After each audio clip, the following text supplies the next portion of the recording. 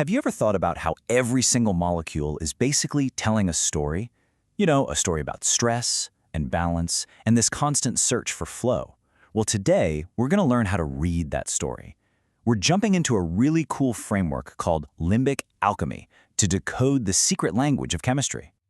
Okay, so the core idea behind this whole thing is actually pretty simple, but it's really profound. It's called the first law of Ox-D norm continuity. And yeah, don't worry about that crazy long name for now.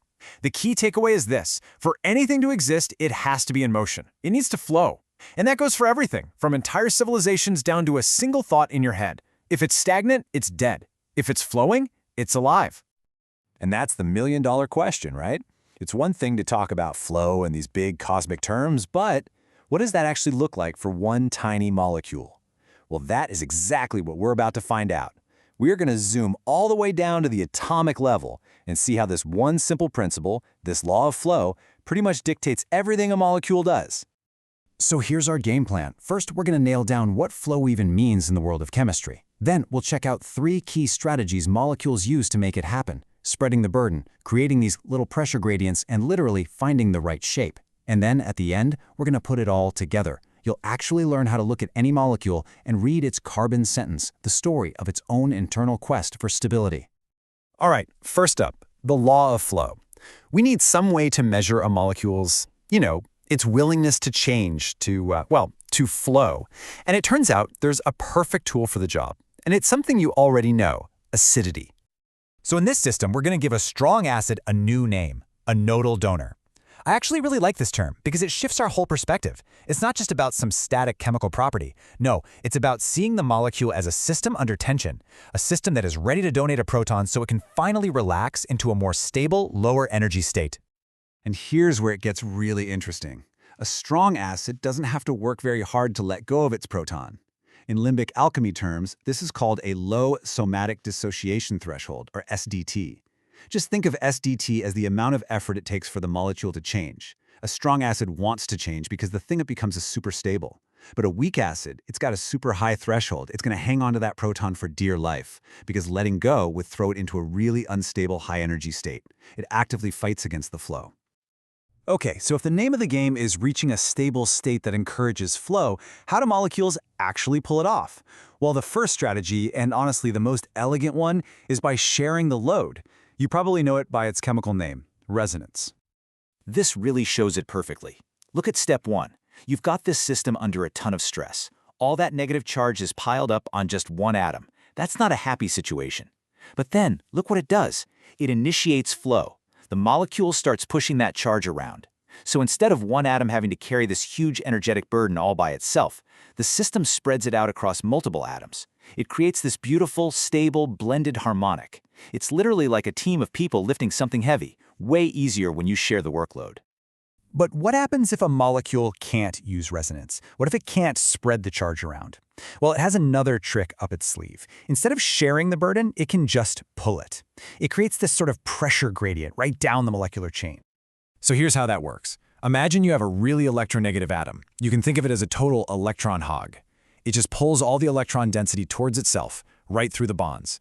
And this constant tug-of-war creates a stabilizing effect, like a pressure gradient that pulls the stress away from wherever the charge is centered. Now, it's a short-range effect. It fizzles out after a few carbons. But man, is it a powerful way to find stability when resonance isn't an option. Okay, let's make a big jump here. So far, we've kind of been looking at molecules like they're flat drawings on a screen.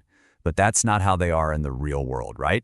In reality, they are constantly twisting, turning, and rotating in three-dimensional space, always hunting for their most stable possible shape. These different 3D arrangements are called conformations. And since single bonds can spin freely, a molecule is constantly flipping between all these different shapes. But here's the thing: it's not a random dance. Not at all. It's a very deliberate, dynamic search for that one perfect shape that has the absolute lowest energy, the one that is the most stable. Just look at this thing. This is what we call an eclipsed conformation.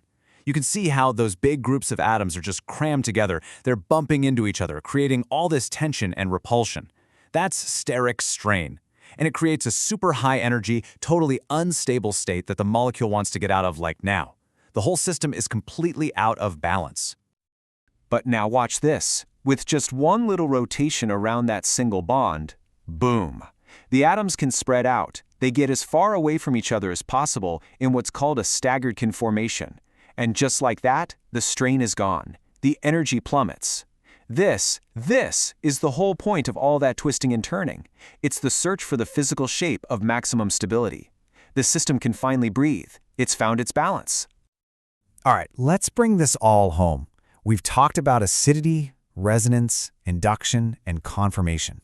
And I know, in a standard chemistry textbook, those would be 4 totally separate chapters. But they're not separate, not really. They are all just different parts of the very same story. This table just lays it all out beautifully. What you're looking at aren't 4 random topics. They are 4 interconnected strategies, and they're all driven by that one universal law we started with, the constant drive to find stability through flow. A molecule has a whole toolkit, and it'll use whatever tool works, donating a proton, spreading out charge, pulling on it, or twisting itself into a new shape, all to get to its happiest, most balanced, lowest energy state. And that brings us to the big idea, the real takeaway here. These principles that govern a single molecule, this drive to balance energy, to distribute stress, to find a stable form, they aren't just for chemistry. These are universal patterns. They're happening everywhere, all the time.